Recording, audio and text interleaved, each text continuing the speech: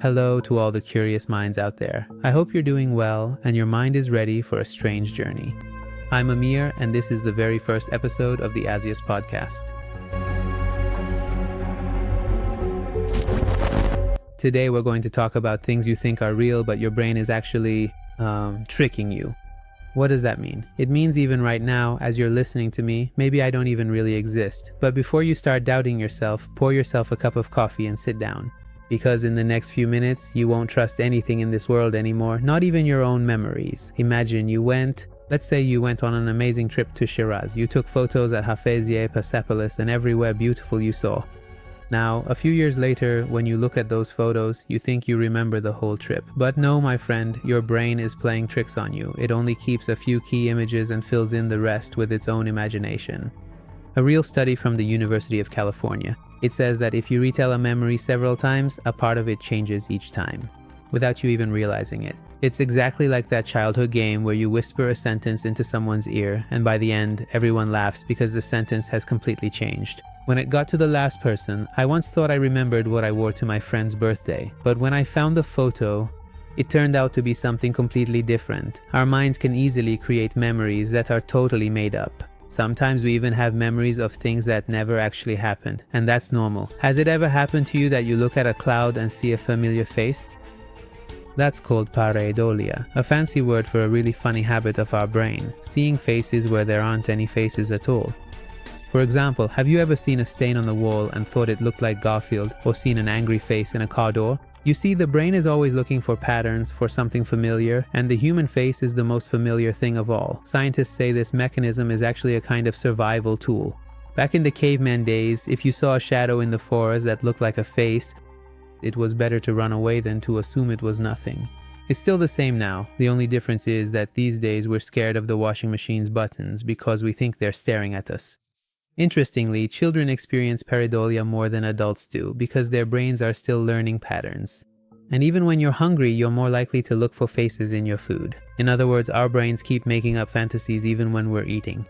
Did you know that our brain receives 11 million bits of information every moment, but only understands 40 of them? What does that mean? It means right now you're hearing my voice, but you might also be hearing the sound of your laptop's fan. You might even notice the ticking of the clock. You might even notice the smell of the tea your mom just made in the kitchen, but you don't actually feel any of it. Why? Because your brain filters things out and only registers what it thinks is necessary. Let me give you an example. Have you ever been to a noisy party but only heard your friend's voice? This is called the cocktail party effect. Your brain can do that. It filters out all the other sounds and brings up only the one it wants to focus on. Or imagine you're driving. Your brain sees all the signs, the car lights, the people on the sidewalk, but it only pays attention to what matters. It only gives you what is necessary at that moment. For example, once I was driving and realized I ran a red light because I didn't even see it. Why? Because at that moment, my mind was occupied with a voice message playing on my phone. It was playing. Quantum physics says that subatomic particles, until you look at them, they remain in an indeterminate state. This is called Heisenberg's uncertainty principle.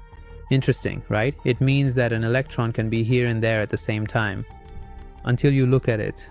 By the way, have you heard of the double slit experiment? Have you? Did you notice that when no one observes the photons, they behave as if they're waves, but as soon as you look at them, they turn into particles? So what does that mean? It means that matter adjusts its behavior based on our attention, that is, reality without us. Maybe it's not at all what we think it is. Okay, here's a tough question. If a tree falls in the forest and there's no one there to hear it, did it really make a sound? Getting philosophical, right? But these are questions that have even occupied the minds of scientists. Maybe we really are the creators of reality ourselves.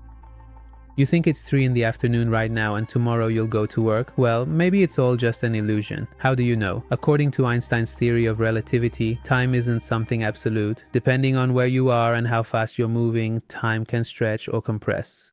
For example, imagine a pair of twins. One stays on Earth and the other travels on a spaceship. The spaceship moves at a speed close to the speed of light. When they return, one of them has aged several years, while the other has only aged a few months. Let me give you a more tangible example. For instance, your phone's GPS. The clocks on GPS satellites and the clocks on Earth. If this wasn't accounted for, it could show your exact location incorrectly.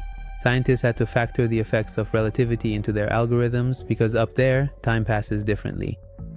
So, we're organizing our lives around something that's not even constant. It's possible that new theories could even come along and say that time was just an illusion. If you've been with me from the start up to this point, you're awesome. If you enjoyed it, make sure to like the podcast.